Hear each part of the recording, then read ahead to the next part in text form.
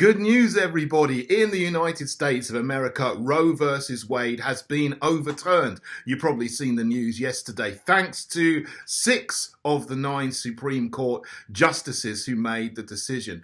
And this is going to save the lives of millions of unborn children going forth from today. And I understand 7 states have already banned abortion immediately because they had laws in place ready for this decision to happen. Another 6 states are going to ban abortion over the next few days and weeks, and another 11 states or so are going to ban abortion over the next few months.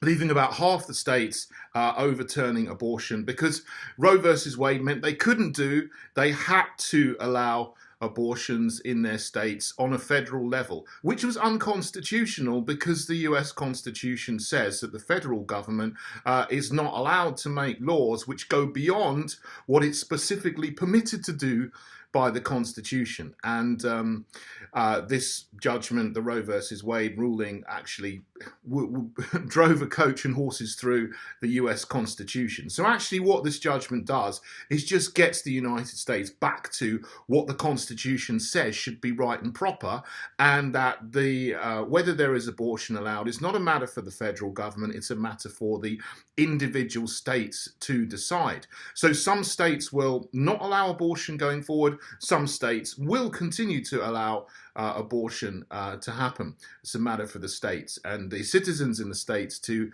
elect good people who will stop the killing of unborn children. Now, obviously, I'm in the UK. I'm leader of the Heritage Party. We are the only UK-wide pro-life party in the UK. There are some Northern Ireland parties that are pro-life as well, but they don't stand for election in Great Britain.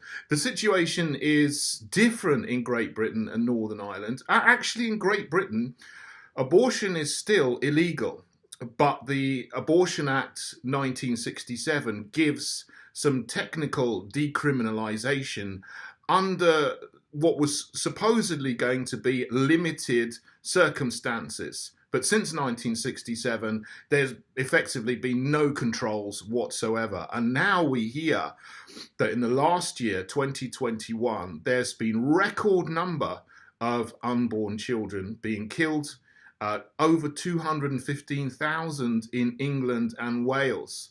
And that doesn't include Scotland, where there'll be another 10,000 or so there, and they've allowed it now in Northern Ireland with a different piece of legislation. Northern Ireland, there was no abortion until 2019, and then the Westminster government passed the Northern Ireland Act to take control of the Northern Ireland Assembly because the Assembly was dysfunctional. It still is dysfunctional and wasn't acting properly, wasn't doing anything. So effectively, the Northern Ireland Act gave Westminster direct control over what happens there, and Section 9 implemented abortion there. It didn't just decriminalise it, it legalised it. And then in certain circumstances, there can be abortion up to birth in Northern Ireland. It's now the most liberal of abortion laws in Europe, or almost of all the nations in Europe, which is terrible considering the majority of people in Northern Ireland don't want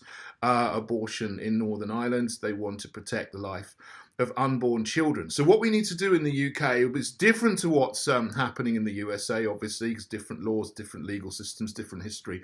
We need to abolish the Abortion Act 1967, and we need to repeal Section 9 of the Northern Ireland Act 2019 to abolish abortion all over the UK.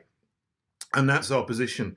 And this is absolutely inspiring what has happened in the United States. So thank you so much to all of the pro-life campaigners who have campaigned very, very hard for many, many years against intense, violent, aggressive, and irrational opposition to wanting to stop the murder of unborn children. That's so inspiring what you've done in the United States. It inspires us here in the UK and around the world. And we'll keep on campaigning until we can get into power and work with whoever we need to do to abolish abortion in the UK as well. Thank you. God bless you all.